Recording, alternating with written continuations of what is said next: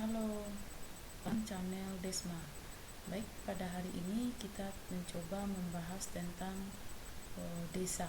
Nah, membahas tentang desa.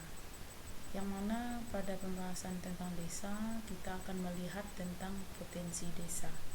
Nah, potensi desa itu terdiri kepada dua, yaitu potensi fisik dan potensi non fisik. Nah, potensi fisik itu terdiri kepada tanah, faktor yang penting bagi penghidupan dari warga desa.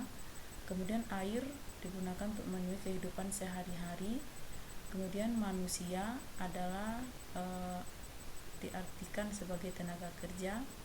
Cuaca serta iklim memiliki peran penting bagi warga desa. Ternak memiliki fungsi sebagai sumber tenaga hewan. Potensi non fisik yaitu 3, masyarakat desa yang hidup secara bergotong royong menjadi kekuatan produksi serta pembangunan desa. Kemudian 2, aparatur desa atau pamong desa yang bekerja secara maksimal. Kemudian lembaga sosial desa menjadi pendorong partisipasi warga desa dalam kegiatan pembangunan desa secara aktif. Selanjutnya, kaitan potensi desa dalam perkembangan desa dan kota. Ada beberapa hal yang mengaitkan antara potensi desa dengan perkembangan desa dan kota. Pertama, desa sebagai sumber bahan mentah maupun bahan pangan bagi kota. Kedua, desa berfungsi sebagai sumber tenaga kerja bagi kota.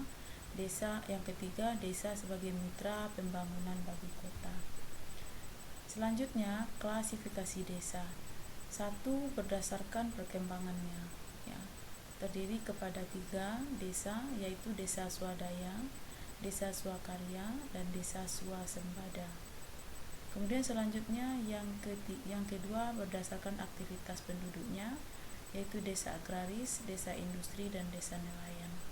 Berdasarkan ikatan masyarakatnya, ada desa genealogis, ada desa teritorial, dan ada desa campuran. Sekarang lihat gambar ya. Kalau desa swakarya ini gambar menunjukkan bahwa penduduknya sudah mengenal industri ya, sudah berinteraksi dengan masyarakat luar dengan sudah adanya jual beli dan sudah menggunakan hasil industri untuk mengolah lahan pertanian. Kemudian selanjutnya adalah desa berdasarkan mata pencaharian. Ini adalah desa industri, di mana di sini ada hasil karya dari masyarakat sebagai produsen yang akan nanti diberikan kepada konsumen sebagai pembeli. Yang produsen sebagai penghasil dan konsumen nanti sebagai pembeli. Nah, selanjutnya adalah desa yang ketiga berdasarkan ikatan penduduknya. Salah satunya adalah desa campuran, yaitu suatu desa yang dipersatukan baik dari hubungan darah maupun kesamaan kepentingan. Jadi di sini adalah contoh dari desa campuran. Nah, selanjutnya pola pemukiman di desa. Pola pemukiman di desa ada 4. Yang pertama memanjang, yang kedua menyebar, yang ketiga berkelompok, dan yang keempat sirkuler. Memanjang yaitu linear rural settlement. Pola pemukiman ini berbentuk memanjang mengikuti suatu kenampakan seperti sungai, rel kereta, atau jalan raya. Transportasi utama mengandalkan sungai atau jalan sempit jika di antara rel kereta atau jalan raya. Yang kedua menyebar yaitu dispersed rural settlement. Pola pemukiman ini tersebar tidak merata di berbagai titik dan biasanya berada di wilayah seperti pegunungan kars atau kapur dan perbukitan. Para penduduk cenderung terisolasi satu sama lain dengan kondisi transportasi yang sulit. Yang ketiga adalah berkelompok.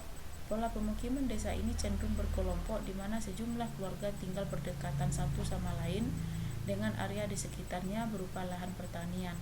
Biasanya pola pemukiman memusat ada di daerah dataran rendah dan subur dengan sumber air yang baik atau lembah. Yang keempat adalah sirkuler. Pola pemukiman ini membentuk lingkaran dengan ruang terbuka di tengah-tengah pemukiman. Pemukiman dibangun mengikuti garis lingkaran dari pusat daerah terbuka. Pengaturan bangunan biasanya akan dilakukan sesuai dengan kesepakatan atau hukum adat. Model ini menyerupai pola ruang fontunen karena strukturnya melingkar dengan titik pusat di tengahnya. Nah, ini gambar dari masing-masing pola pemukiman penduduk. Ini adalah pola pemukiman mengelompok. Ini adalah contoh dari pola pemukiman yang memanjang jalan, dan ini adalah pemukiman yang memanjang jalan, kemudian sirkuler yang melingkar, kemudian menyebar. Sekian dan terima kasih. Nah, sekarang kita lihat worksheet sedikit. Mari jawab soal di bawah ini. Pertanyaan pertama, jika di daerah khas terdapat pemukiman penduduk desa, maka pola pemukiman desa yang terdapat pada daerah tersebut umumnya menyebar. Kemudian pertanyaan yang kedua, pola pemukiman yang terbentuk di daerah pesisir pantai adalah memanjang. Dan pertanyaan ketiga, air, tanah, manusia dan ternak telah termasuk potensi fisik desa. Demikianlah penyampaian materi pada kali ini ya. Kita bersyukur dan kita mengucapkan alhamdulillahirabbil alamin.